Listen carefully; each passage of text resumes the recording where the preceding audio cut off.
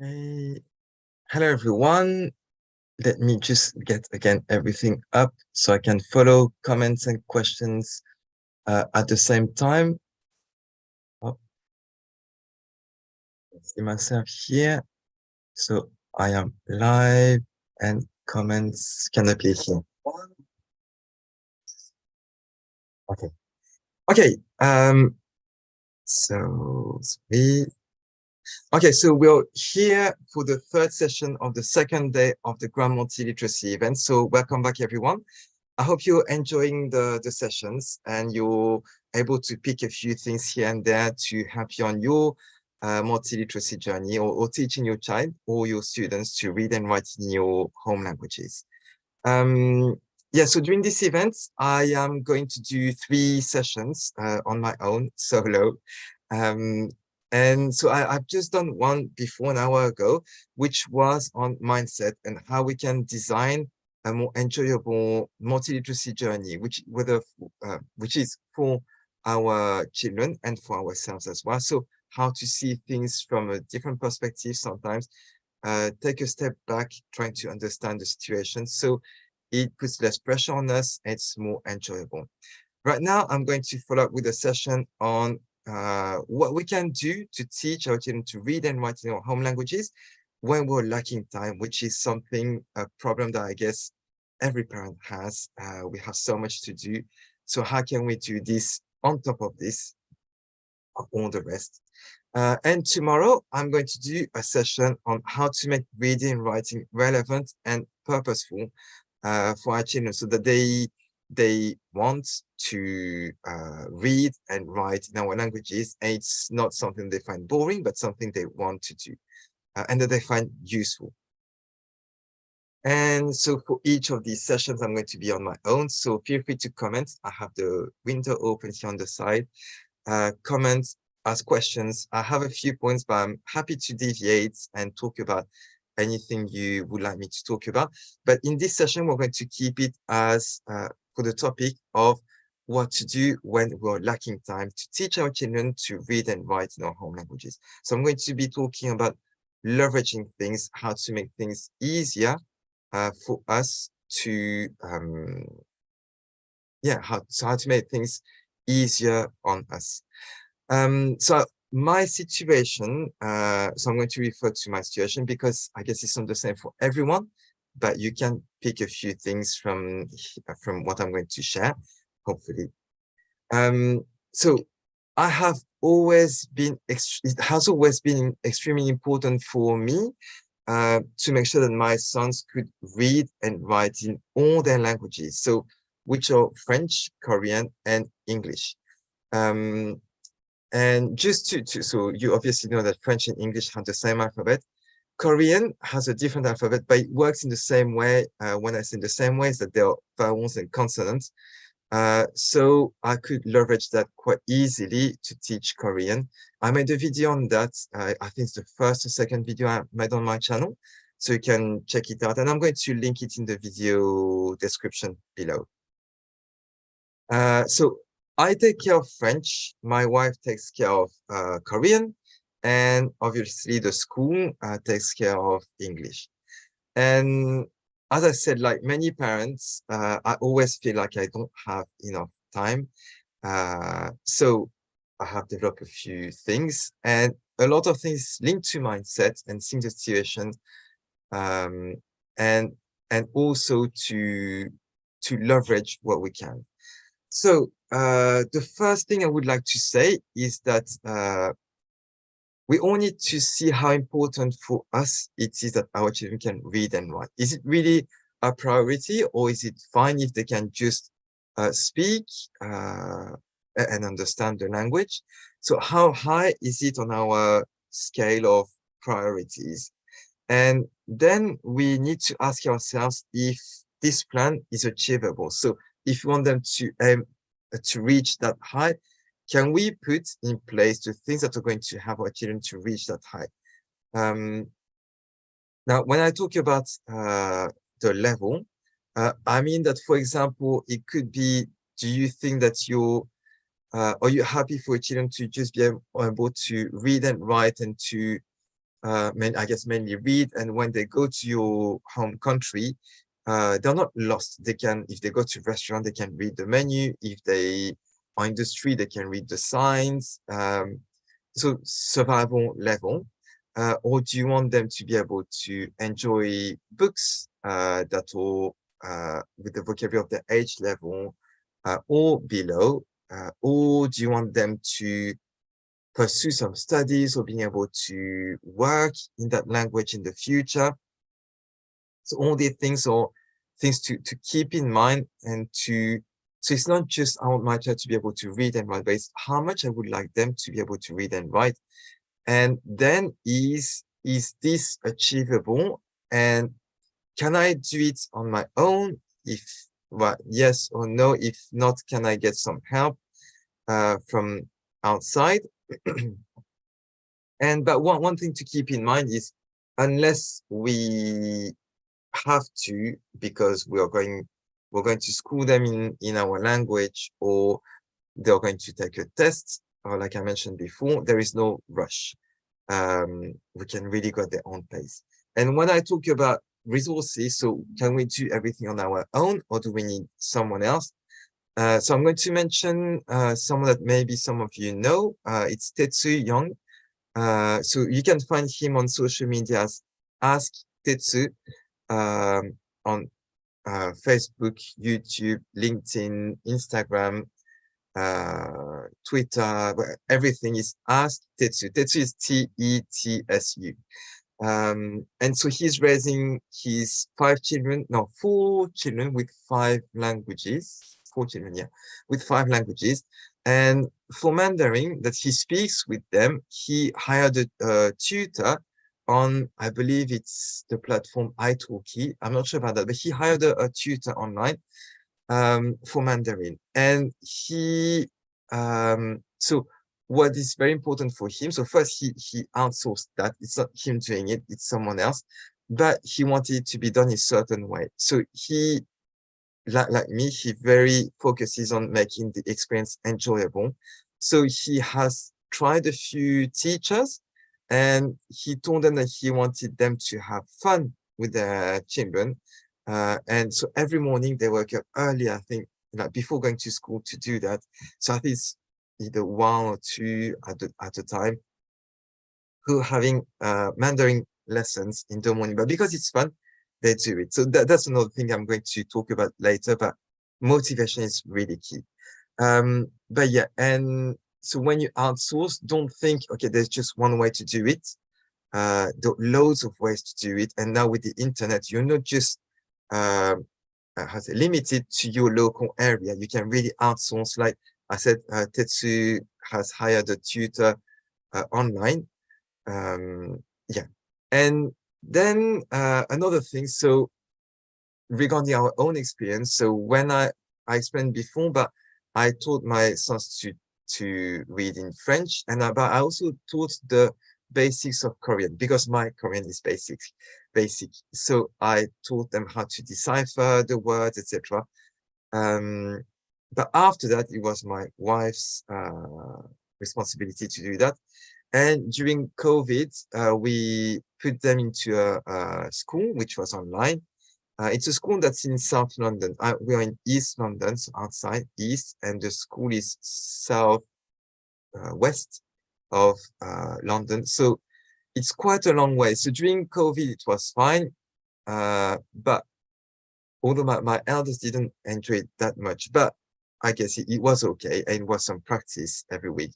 But what made it difficult is afterwards, that the just going there to the school took an hour and a half, going back another hour and a half, maybe more if there was traffic. So spending like 3-4 hours in the car on a Saturday felt a bit too much, so we stopped that. So we thought, okay, we can do it on our own. We're going to stop the school. So just to say that we can maybe have access to certain type of help, we can also try to think, can we do it on ourselves? So with my wife, we do everything on our own, and we have limited time. So hopefully this session is going to be helpful in some way and give you some tips. So one last thing to keep in mind is our plan and goal, and to know that it's not definite. It doesn't have to be that you don't have to say, okay, I'm going to set that goal and then stick to it. You can adjust it all the way through. So due to personal experience that I developed in my previous session, my main focus was really to approach my son's multi-literacy journey in a fun way, to make it enjoyable for them. So my main focus is that they enjoy it. And the reason is simple, is that because motivation is the easiest thing to leverage. If children are motivated, they're going to do extra effort to achieve whatever they want to. And I give you two examples for this. The first one is so my own experience learning to with literacy in Japanese. So all up to like primary school, it was fine, it was fun, etc. When I went to secondary school, I went to an international school where I had 6 hours of Japanese a week. And at that time, so I had all these other subjects to focus on that I found a bit difficult. So Japanese became like the lowest in my list of priorities. And also because I didn't find it relevant. I mean, reading and writing. Speaking was relevant, but reading and writing wasn't. And the reason is that I thought it's just for now. I need to do this because I'm studying here. But why do I need to carry on if later on I'm not going to use it? I'm not going to be probably living in Japan, so why do I need it? And so the progress was very slow, very tedious, very frustrating. So I know that if we are motivated, it can be a lot better. The related example I'm going to give is my brother, so who also didn't enjoy his experience of learning Japanese in secondary school. And he decided to drop it at 14. I went up to the end, but he dropped it at 14. And he went to a normal French school, local school. But now, okay, he is doing a PhD in French and Japanese. So he's using both languages. So if I tell you he dropped French at 14, now he's doing a PhD using Japanese, you're going to wonder what happened in between. And that's the most important. So he left it for a long time, but my mom brought us to Japan, and so we were immersed in the culture.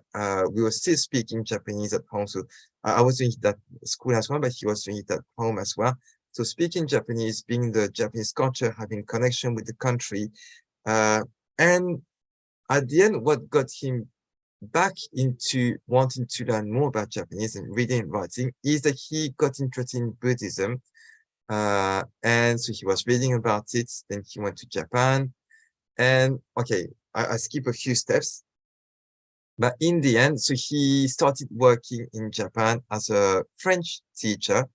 And then he met his wife, who is Japanese. And so, yeah, there are loads of things that helped him get more interested into Japanese and gave him a purpose for reading and writing Japanese. And now, so as I said, he's doing research. So the range of vocabulary he has in Japanese is a lot wider than what I have. For me, it's a struggle. He can speak really, really fluently compared to me. And yeah, he does research. So the type of words he knows as well are at, I guess, a higher level to the one I use and I know. I'm going to give you a last example to really emphasize the importance of motivation. And that's not related at all with languages, but I really feel that's one of the examples I have in mind that keeps telling me that motivation is the key thing to focus on. And when we don't have time, if there is one thing to focus on, is making the journey enjoyable and fun for our children. So this example is one from my brother and his friends. But so my brother, when he was 10, he was doing gymnastics at a quite high level. He was in the center for children who for training to become the future Olympians. So he was at a high level. In his group, there were 6 of them.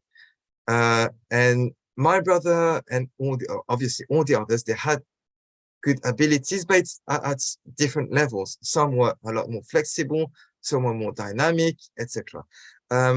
And so they, out of the 6, they all dropped one after the other. So not during the same year, but I mean, a few years later, they dropped, etc. And there's only one who went to the Olympics. His name is Gael da Silva, if you want to check him out. So Gael da Silva, when he was in that team, from what parents and coaches were saying, he was finding really fun. He wasn't necessarily the most, who had the most natural abilities in terms of flexibility. I remember he was not as flexible as others, obviously, compared to someone, the general public. He was flexible, but for Olympic level, he wasn't that flexible. But he was really enjoying it, and he was one of those who was dynamic. So I think in the Olympics, he, I think he didn't end up gold medalist or whatever, but he was like ranking 10th or something. But if you think about it, 10th out of the whole world for the Olympics is quite an achievement. And as I said, he's the only one who carried on that far, and that's because of his motivation. So motivation is really something we can leverage, and we need to focus on, whether we have time or not, but especially when we don't have time, if there is one thing to prioritize, is creating a fun experience for our children. So I'm going to talk a bit about our multi-literacy journey. I say our because it's my son's, but also ours with my wife and me.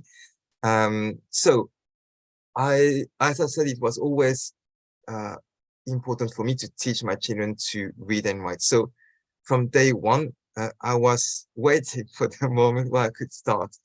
And I guess so when they were like toddlers, I wasn't obviously teaching them letters, but I remember that, for example, first I was reading a lot of picture books. Like even when they couldn't sit, I would be on the back and reading with them some cardboard books, the thick books for babies, like Elmer's Friends, etc. And I was playing with, we had a wooden puzzle where you have the letters in the shape of the letters, and when you take out the piece, you have a word that starts with the same letter. So for example, for C it would be cat, for D it could be dog, etc. And I was playing with it, and I remember like just while playing, saying that the cat was, so when he was walking, so he would do cat. That's the way he was walking. Instead of doing I would do cat. And that's what he remembered. I remember once when I realized that this was actually getting into his brain is when he was 3, I think. I was drawing, so he wanted me to draw animals. I started doing a circle like this, and he said cat. And I thought, what? Did he think I was trying to see?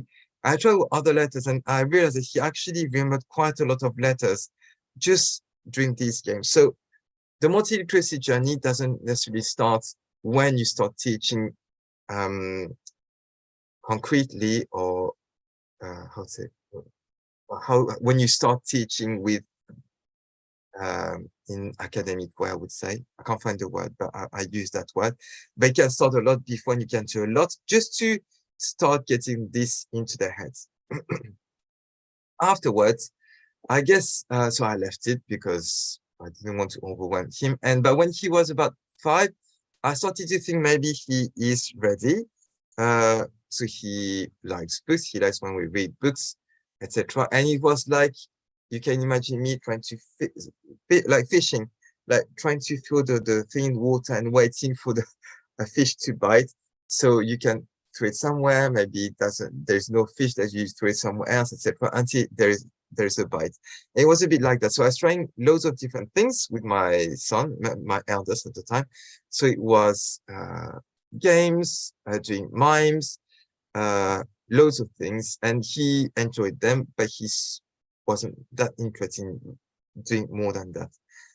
So it was a lot of waiting. And then when we started, so I asked him, he wanted me to have him read in French because I was texting with my brother, and he said he wanted to. So that's when we started. And after that, we were quite consistent for about a year and a half or 2 years, where we did activities every week. So it was I guess, or I can detail that a bit later, but just quickly. So we read a lot of books, and we kept it to one thing a week when it came to really working on literacy. And just to add as well, that with his younger brother, who is 2 years younger, it was a lot easier because he could see us having fun. He was also joining in from time to time, or even just by sitting there, he would learn little by little. So there is no point where I'm thinking I started to teach him. He would know before I started. Oh yeah, and that I remember. For those of you who have French, that's a nice book to have. It's Je suis en CP, which is I am in first grade or year one, so the first year of primary school in France. It's okay, I won't teach too much, but when I realized he could read, is that on the inside front cover, there is the name of all the class students, and he could read most of them. And I hadn't taught him anything, but he could do that just by picking up little by little. And through the games I was doing, mainly with his brother when he was joining at the same time. So now I'm going to describe what we're doing. As I said, during this 1.5 to 2 years, I was very consistent. And the reason I was consistent is really because I wanted them to have good basics. So not start and then stop, and then they're a bit wobbly and not very confident. I wanted them to get to a stage where they were confident to read on their own, so they could do a lot on their own as well.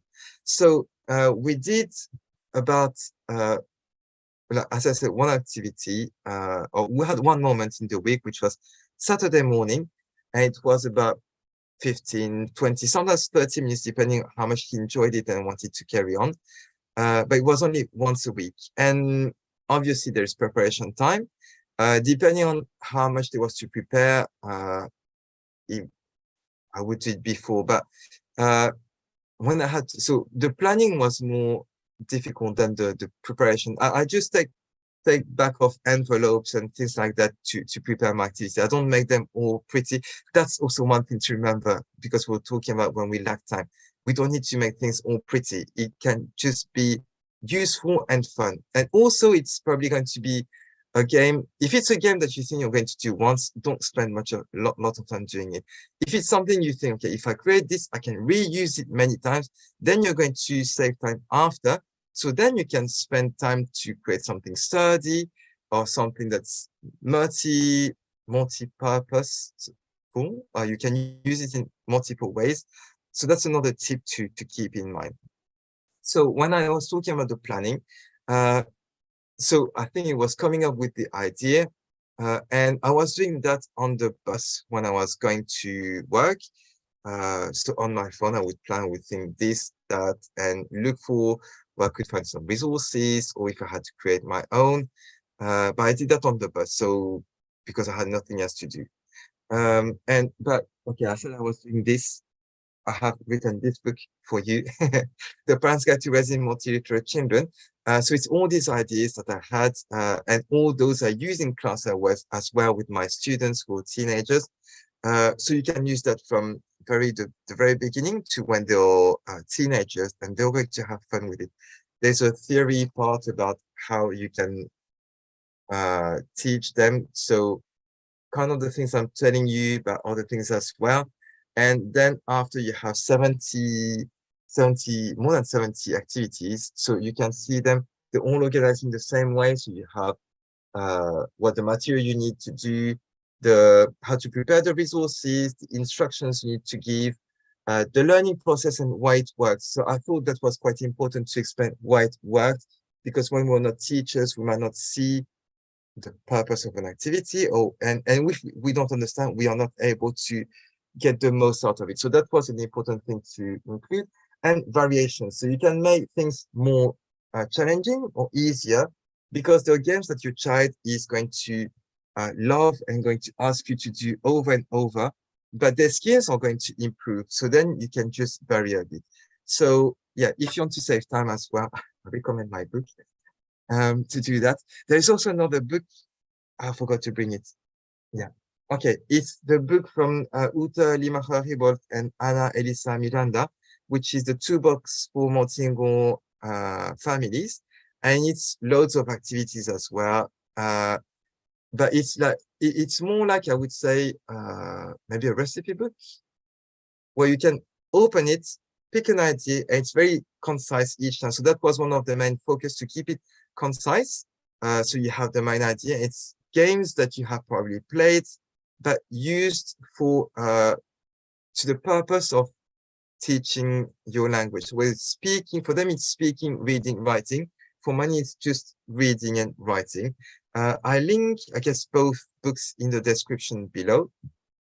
But yeah, so there's a preparation time, creation of the resources, but that didn't take that much time. I would say overall in a week, an hour, including the 15 minutes of play, or 15 to 30 minutes of play. So an hour in total to just focus purposefully on literacy. And then we read a lot. So one thing we did consistently was to read on a daily basis. Every night before going to bed, we would read a book together. So it could be in any language, and that's something as well I want to stress, that I taught in my previous session as well, but it doesn't need to be just about your home language. It's good to, first, because you probably have access much more easy to books that they're going to enjoy in your community language or school language, because you have the library around. And so you can use them. And if they love reading, then they won't mind reading your language or reading with you in your language. Yeah, so that's something to keep in mind as well. But my point was we did something no, that's not the best word. I can't remember the best word, but that's really focused on literacy, where he knew as well that we were working literacy, and the rest of the time was fun. So it was just speaking, or like reading books, playing games when we're speaking our languages, because expanding their vocabulary is also a key point as well. It's not just about deciphering the characters on the book, it's about understanding what it means. So you can use that as well. And I remember that especially for, how do you say, idioms, so idiomatic expressions, if we find something fun in a book, then I would try to use it, and I would try to use it as well. Yeah, so reading books every day, and we had one purposeful, that's not the right word, but one activity a week when we're working on literacy. So the takeaways from this first phase, when it was really consistent, is first, it is important to realize that we can find the time. As I said, I was planning on the bus when I was going, and then if we don't try to make everything all pretty, we can find the time to take the back of an envelope, cut it for clues to do a treasure hunt, for cards to do a memory game, etc. Then, so I guess that's another thing to keep as a takeaway, not to spend too much time creating something if it's just for once. And when we teach the basics, we need to be consistent, so that later on we can relax a bit more, and they can also take the reins of their multiliteracy journey by reading on their own. So yeah, magazines, books, etc. And the most important thing as well is to keep the journey enjoyable, the experience enjoyable, so that they want to read more, write more. And we, what was it that I wanted to say? Yeah, okay. One thing that's important is also to make it sustainable for us, because I said, so I carried on for a year and a half to 2 years. So we need to be able to make it manageable. So that's the word, manageable for us. So it's not too much on us, because if it's too much, we won't carry on. One other thing, I come back to the previous point about making enjoyable. If it's enjoyable, they're going to be asking for it. So they're going to keep you accountable, doing these activities every week. So that might prevent some slips, some when we stop doing it, etc. And also, oh yeah, actually I didn't mention it, but he could read quite fluently in French after about 7 months. But we kept on going, just because it's not because they start being comfortable reading that they're going to be confident. So we need to get to the stage where they're confident readers, not just comfortable readers. So does that exist as an expression?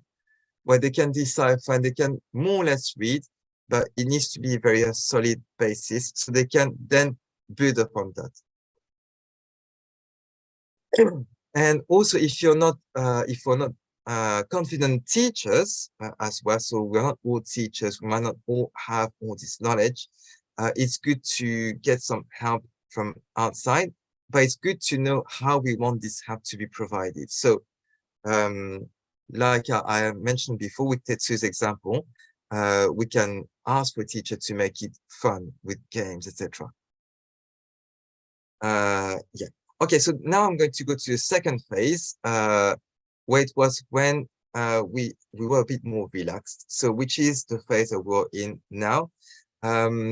So especially since I started publishing my book. Oh, that, by the way, I got my proof copy, like third proof copy. I'm happy with this one. But yeah, okay, I'll talk about it later. But yeah, so since I started working on this book, publishing, and now with this event, I've been quite overwhelmed. So I didn't have much time. But I think one thing that we need to keep doing, at least, is so to keep making things fun for our children in our languages.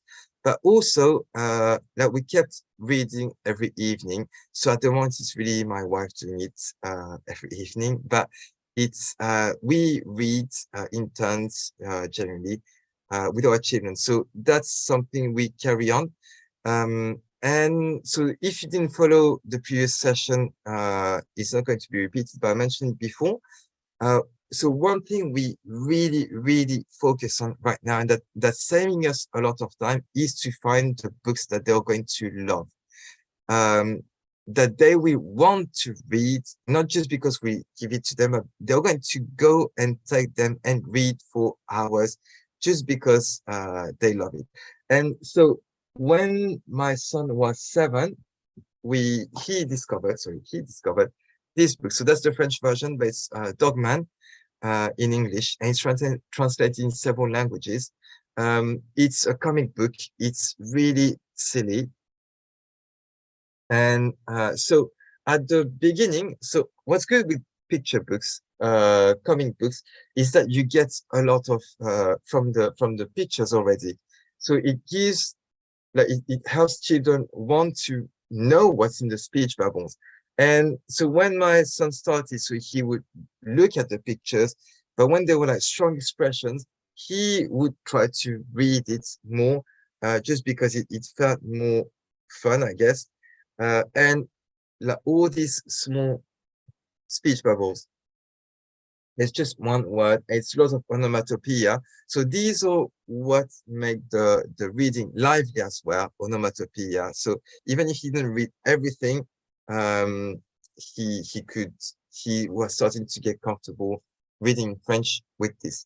That's also one thing I can highlight, not to do with saving time, etc. But when our children read, even if they don't read everything, if they start reading, the more confident they're going to get, the more they're going to read.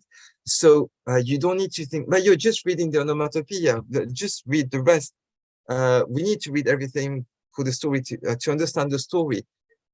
We don't need to. They're going to go back on the, you probably know, but children read the same books over and over and over again because they enjoy it. But as they get more and more confident, first they're going to read more of these. And of course, we can also read it with them so they know the whole story. But that's what helped him become more confident reading French, Dogman from Dave Pilkey. And so at the time when he was about 8, he could read a lot better in French than Korean. And I remember that my wife was saying, I think he reads better in French because it's the same as in English, which might be true, it might be easier, but it's a lot about how much he spent reading and the practice. And so I told her, I think it's just because he loves these books, we need to find books he's going to love in Korean. And when we went to Korea, that was one of our missions, to find the books that our children are going to love reading. And so we went to a second-hand shop, and we find quite a few books. He enjoyed them, he still reads them. But one recommendation from the son of a friend, who was 2 years older than my eldest, was like the jackpot. It's called Hun Han Namme. I realized that my son took it. I had it here ready to show it to you, but Hun Han Namme. It's so again, it's a comic book. We bought the comic book. It's really, really silly. They have a version on YouTube as well. So I think it started as a YouTube channel where there were 2 comedians doing silly things, and then it became a cartoon and a comic book. But because they enjoyed so much reading it, so they started to be a lot more fluent in Korean. And so my youngest, he started actually becoming fluent enough or reading fluently enough when we had discovered these books. So he was really engrossed into reading Korean. And once I asked him what he finds more easier to read, is it French, Korean, English? So I was thinking, okay, obviously it's English, but actually maybe he said English, but between French and Korean, he said French is easier to speak, but Korean is easier to read. And so you can see that for him, having English as a school language where he reads and writes the whole day in school in English, French would be logically the easiest language to read. But for him, Korean at least felt easier, or maybe it was actually easier for him to read because he was reading a lot more in Korean. So if we find these books they love, I guess that's another way to save time and to make sure that they can carry on the multiliteracy journey. And yeah, and also because when they read on their own, they might not understand everything. So it's good that they can read on their own and they are more independent, but we still need to keep on reading with them. First, because it's a nice moment to spend as a family, but also because it's easier to clarify a word when we're reading together. If my son is reading in the living room a book and he doesn't understand a word, he's not going to come here and ask me, what does this mean? Because he's going to be effort and he might just skip over it. But when we're reading together, he stops me a lot more easily and asks me, well, what does that mean? Or sometimes I try to clarify when I'm thinking, okay, that's maybe a difficult word. I said, do you understand this? And sometimes actually they know. Sometimes I need to clarify it. So yeah, so this is maybe if you don't have time and your children are already quite comfortable reading in your home language, really spend the time finding those books that they're going to love. So you have loads of forums online. You have, of course, how to say, the reviews on Amazon. But I would say forums are a good start because they can go by categories. Generally, they don't give you just one book. They give you lots of books that are about a certain topic. or about a certain age group, or etc. So they're grouped together. So start with forums. You type on Google the books for whatever age, and yeah, and don't how to say dismiss comic books. I think they're great resource. As I explained before, that's also why I made my book a graphic novel, and so it can be also adaptable for more ages. So these books, sorry, comic books, it's great as well when they are older and they can't. So they have interest at all or other interests that are maybe more adult-like. So you can have comic books in that are talking about more adult topics that we've seen yesterday with picture books is the same. But picture books and comic books, don't dismiss them. Don't put a hierarchy actually. Don't think, okay, at that age you should be reading this, at that age a novel without any images. Every reading is fine, and the most important is that they enjoy it. And if they enjoy it, they're going to be able to read naturally longer and longer text. Okay, I'm just checking if there was something else. Oh yes, okay, one thing that's important as well. So it's good to find the books they love, but sometimes they might want to read something because they think they love it, but it's not level appropriate. So that's going to be a bit tricky as well. So for example, my youngest loves Pokemon. And so we got to bring it as well. Okay, he loves Pokemon. And there is a collection which is I forgot the name of the collection. I find it, I put it in the description, but it's a Bibliothèque Verte, so like the green library or something. Yeah, that's Bibliothèque Verte. They do short books with lots of images, short text, but the text can be quite consequent. So there are different levels.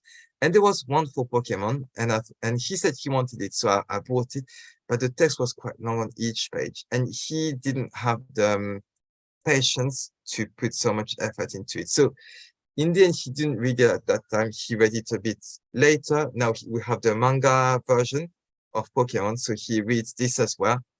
Both actually read this. But yeah, so we need to think of the level, especially at the beginning, make it level appropriate. So they need to like the content, what the book is about. They need to be interested, but it also needs to be level appropriate. And if it's not, it might be demotivating.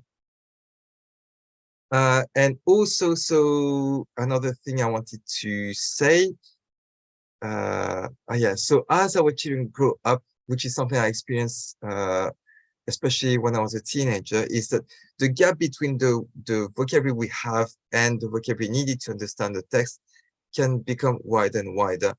And also in Japanese, where we had to learn thousands of characters, it was difficult for me to read novels because I wouldn't have any other help than just the words. And I would stop every now and then to either try to clarify a word or try to read it because the kanji were difficult. So comic books, something to add on top of what I said before, are great because you have all the pictures that are telling you part of the story. And then it can clarify the message. Yeah, and so comic books can be for different age groups. Then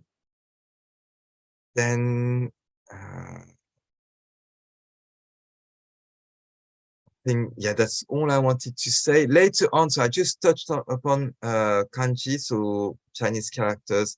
We're going to have a session at the end of the day with April Wu, who is a teacher and who grew up as well bilingual, but she is teaching dual immersion school and she teaches Mandarin to her students. So some, I think, have background in Mandarin, some don't. She's going to tell us how we can help our children to read and write more easily, or learn more easily all these characters and memorize them.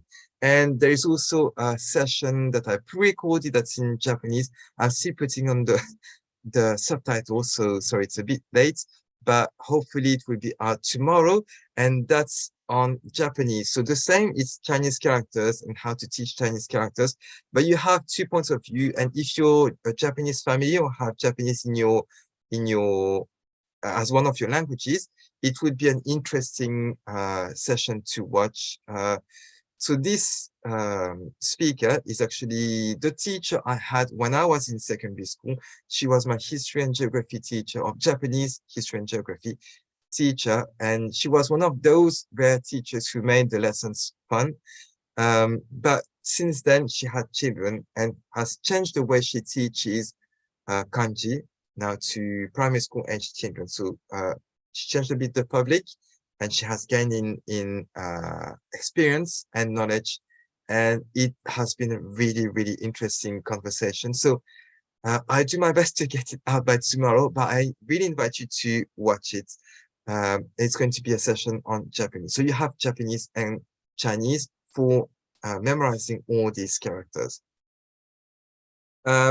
So as a conclusion, just to sum up everything, so when we don't have time, we need to assess first how much we can do realistically, because there's probably loads of things we want to do, but we can't necessarily do everything. So realistically, what can we do?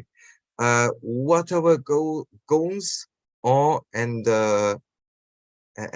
how we devise a plan that is achievable is going to be key. So every goal is achievable if we have unlimited resources. If we have limited resources, we need to think, okay, what's maybe the priority? Yeah, so we need to do it according to us. There are loads of coaches. So one of my sponsors, MULTILINGUAL, does that with families. So if you want some help, you can speak to her. If you speak Italian, we had the speakers this morning. So Anna and Vivian, who have the Lucas Library, for helping schools and families as well. There are loads of coaches. And we have tomorrow speakers as well, who are coaches as well as doing all the things they're doing for multilingual families. So there is help out there. So if you need help to devise a plan, just research them. There is, I forgot, two other authors that I interviewed, that are pre-recorded interviews with Marie-Tere Rodriguez Velas, who's based in the United States, but caters mainly for Spanish-speaking families. But obviously, her advice can be applied to any language. And Adam Beck as well has a course and a mastermind that he's putting together. So in this event, you have lots of resources as well. Use them as much as possible. Yeah. So, one last thing, maybe the most important thing that I repeated so throughout this interview, solo interview, this video, is that we need to focus on motivating our children. So if we don't have time, one big thing to focus on is motivation, keeping the motivation high. If we can't teach right now, we can still read books with them. Yeah, but keeping the motivation is the most key thing I would say to people. Okay, I hope you got a few ideas from here. I'm going to finish this live, and I'm going to see you this afternoon, hopefully with Dr. Jim Cummins. He was a bit ill, so I'm hoping he's going to be able to make it today. It's in Toronto, it's still early morning right now, so I didn't get a reply, but I'll be live anyway to let you know if we're here with Dr. Cummins or if it's going to be a delayed session. But yeah, okay, so enjoy the rest of the events. I'm sure you all have lots of things to do, so everything is recorded on this channel, so make sure to catch up a bit later. Just if you want to enter the giveaways, make sure you do that before next Saturday, which is the 7th of October. Yeah, 7th of October for the closing day to enter all the giveaways. And yeah, again, you have all the details in the link in the description. So in the program, so it's bit.ly/multiliteracy event, all in one word, no capital letters, bit.ly/multiliteracy event, to be able to enter all the giveaways. Okay,